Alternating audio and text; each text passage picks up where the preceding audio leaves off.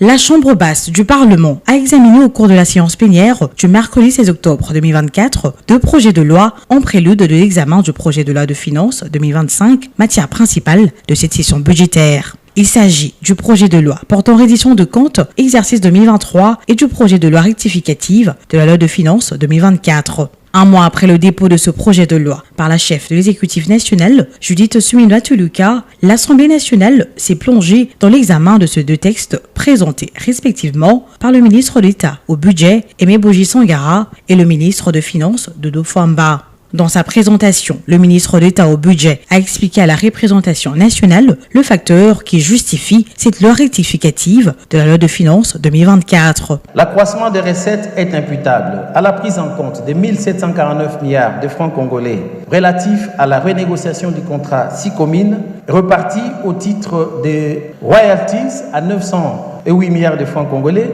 et au titre d'arriérés d'Exim Bank captés sur les ressources exceptionnelles à hauteur de 841 milliards de francs congolais. Les dépenses du budget général sont ventillées comme suit. Dette publique et financière, 2435 milliards de francs congolais. Rémunération, 8448 milliards de francs congolais.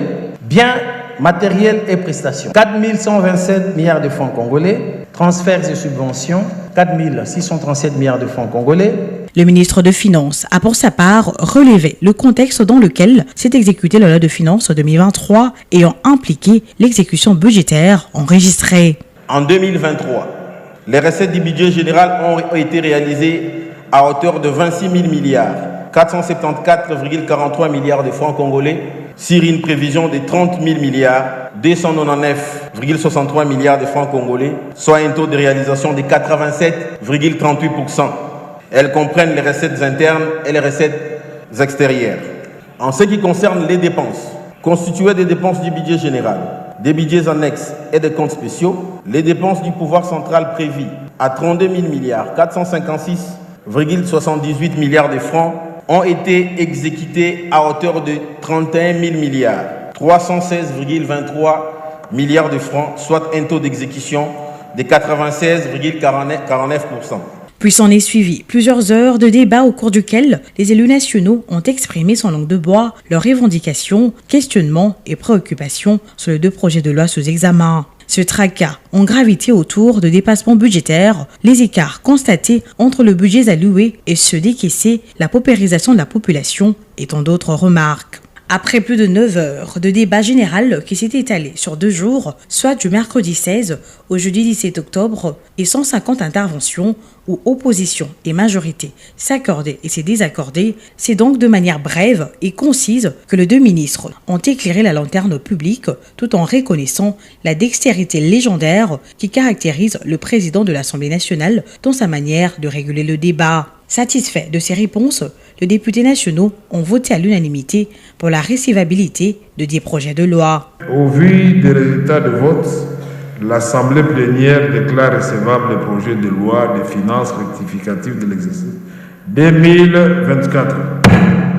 Rappelant à la plénière le nombreux problèmes auxquels le pays fait face au quotidien, ainsi que le rôle que la Chambre basse du Parlement devra jouer afin de trouver des solutions adéquates à ces problèmes pour l'intérêt de la population, le professeur Vitel Kamerhe a annoncé que ces deux projets de loi seront déversés à la commission ECOFIN pour approfondir l'analyse et récolter d'autres suggestions des élus nationaux. Nous sommes des élus du peuple. Personne n'ignore la situation de notre pays.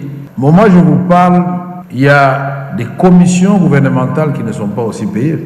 Il y a des enseignants quelque part qui ne sont pas payés. Il y a des médecins qui ne sont pas payés, pas par mauvaise foi, mais il y a le principe de l'unicité du compte de l'État.